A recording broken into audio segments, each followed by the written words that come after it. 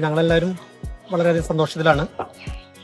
4 നൂറ്റാണ്ടിൻ്റെ കാത്തിരിപ്പാണ് ഈ ഭൂമി വിട്ടു നൽകുന്നതിനും ഈ ഭൂമിക്ക് ഒരു രേഖ ലഭിക്കുന്നതിനും വേണ്ടിയിട്ടുള്ള സമരചരിതങ്ങൾ.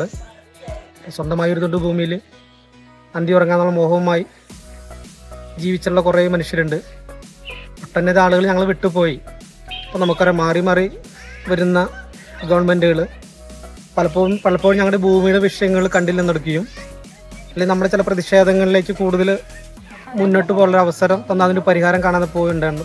കഴിഞ്ഞ 8 വർഷക്കാലം നമ്മുടെ ബഹുമാനപ്പെട്ട റവന്യൂ മന്ത്രി രാജേട്ടൻ MLA ആയത് മുതൽ, ചീഫ് വിപ്പ് ആയത് മുതൽ അദ്ദേഹം ഞങ്ങളോടൊപ്പം നിന്നുകൊണ്ട് ആ 25 വർഷത്തെ കാത്തിരിപ്പത്തിൻ്റെ ഫലം വളരെ പെട്ടെന്ന് അദ്ദേഹം ഇത് ഞങ്ങൾക്ക് ഏകദേശം ഒരു കുടുംബത്തിന് 1.5 ഏക്കർ വീതം 44 കുടുംബത്തിന് അനുവദിക്കുന്ന വേണ്ട നടപടികൾക്ക് തീർപ്പ് അല്ലെങ്കിൽ അന്ത്യം കുറിച്ചിരിക്കുകയാണ്.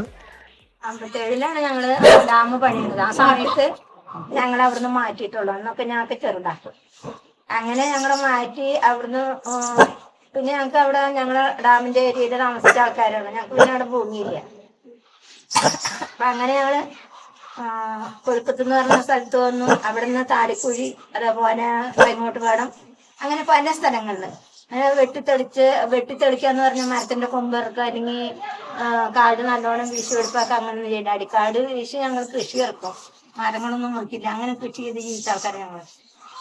ലാസ്റ്റ് ഈ ജണ്ടയുടെ സമയം വന്നു. ഫോറസ്റ്റ് ഡിപ്പാർട്ട്മെന്റ് വന്യമൃഗ സംരക്ഷണ കേന്ദ്രം ആക്കാൻ വേണ്ടിയിട്ട് ജണ്ട ഇടുന്നൊരു കാലം വന്നപ്പോൾ ജണ്ട കംപ്ലീറ്റ് ഇടേണ്ട സമയത്ത് ഞങ്ങളൊക്കെ കാട്ടി ഇറക്കിയൊക്കെ ഒരു ഭാഗത്തേക്ക് ആക്കി. ഞങ്ങൾക്ക് ഭൂമിയില്ല. ഞങ്ങൾ കൃഷി ചെയ്ത കൃഷി ചെയ്ത ഭൂമി ഇപ്പം ഞങ്ങൾക്ക് കിട്ടാൻ പോകും. 2000 തുടങ്ങി ഞങ്ങൾ സമരം പൂർണ്ണമായിട്ടും. 2000 തുടങ്ങി 2002-ലാണ് ജണ്ട പൊടി കേസ് നടന്നത്. അത് കഴിഞ്ഞതിന് ശേഷം 13 ദിവസം ഞങ്ങൾ ജയിലിൽ കിടന്നു.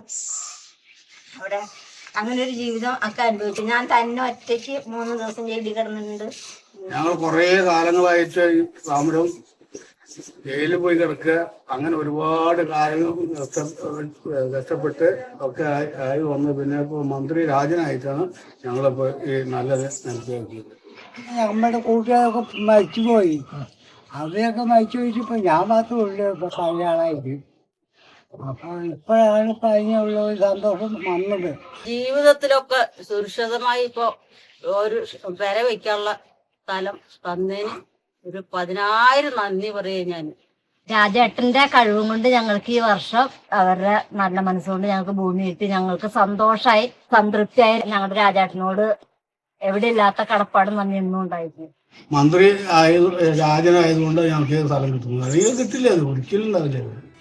അപ്പോൾ എത്ര വേഗത്തിൽ ആർക്കും ഒരു പ്രതീക്ഷ ഉണ്ടായിരുന്നില്ല. പലപ്പോഴും വനം വകുപ്പിൻ്റെ പലതരത്തിലുള്ള നിയമങ്ങളും ഭേദഗതികളും ഉൾപ്പെടുത്തിക്കൊണ്ട് ഇത്തരം സമരങ്ങൾ മാത്രമല്ല, ഇത്തരം അവകാശങ്ങളെ തന്നെ മാറ്റി നിർത്തുന്ന പ്രവണതയാണ് ഉണ്ടായിട്ടുള്ളത്.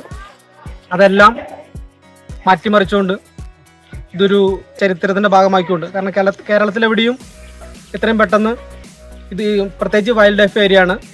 ഈ 1.5 ഏക്കർ വെച്ചിട്ട് ഉടനെ പട്ടയും അതുപോലെ തന്നെ ഞങ്ങളുടെ ഊരിൽ വെച്ചുകൊണ്ട് തന്നെയാണ് ഇത്രയധികം പട്ടങ്ങൾ വിതരണം ചെയ്യുന്നത്.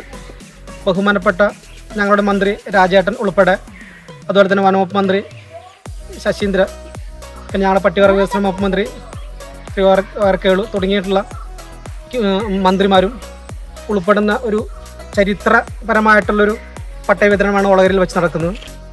അതോടെ ഞങ്ങളുടെ സ്വപ്നം പൂവണിഞ്ഞു.